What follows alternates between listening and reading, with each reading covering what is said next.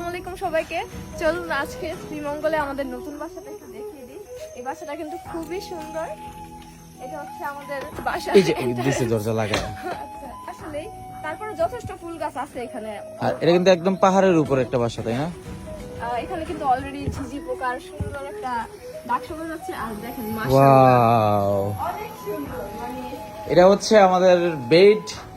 আর আমাদের সবচাইতে সুন্দর রুম এটা। হ্যাঁ, এখান থেকে যে ভিউ, ওরে জোস।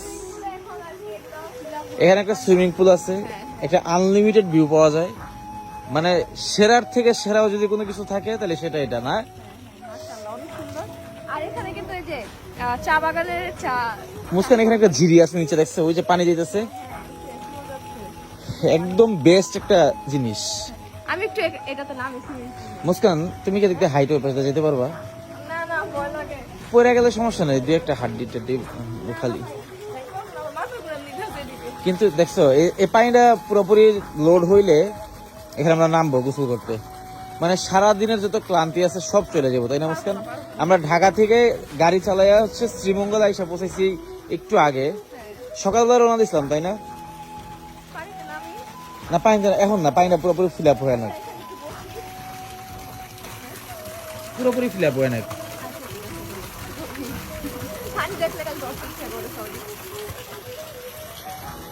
আর এখানে হচ্ছে কমপ্লিমেন্টারিও আছে, একটু দেখাই। বাসাটা কত সুন্দর, সবকিছু এখানে ডিসকাস করা আছে। এই যে আমাদের কমপ্লিমেন্টারি। আমাদের আজকের এই কমপ্লিমেন্টারিতে ছিল shower gel, shampoo, sugar, coffee powder এবং হচ্ছে মিল্ক পাউডার। ওপেন শাওয়ার আছে। এই যে দেখুন, এখান থেকে যে সুন্দর একটা ভিউ পাওয়া যায় আমার সাথে আসলে। আমার কাছে তো এই ভিউটা মাশাআল্লাহ অনেক ভালো লেগেছে। ওয়াশরুম থেকে মানে এরকম ভিউ পাওয়া যায়, কি সুন্দর ভিউ, তাই না? মূলত এটা ছিল একটা ওপেন শাওয়ার। আর হ্যাঁ, আজকে কিন্তু আমরা এসেছি শ্রীমঙ্গলের টিলারগাঁও। ওয়াশরুমটা বেশ গোছানো পরিপাটি আছে। এখানে হচ্ছে বেসিন, তারপর ওয়াশরুম থেকে এরকম ভিউ ভাবা যায় এটা।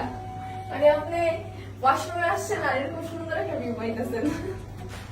এরপর ভাবলাম যে আজকে একটু কফি বানিয়ে এরকম সুন্দর একটা রিসোর্টে সুন্দর পরিবেশে একটু কফি খাই। আমার কাছে কেন জানি সুন্দর পরিবেশ পেলে কফি খেতে ইচ্ছে করে, তার মাঝে আবার এই কফিগুলো ছিল একেবারেই ফ্রি। তাই আজকে আমি আমার মতো করে কাস্টমাইজ করে কফিটা বানিয়েছি।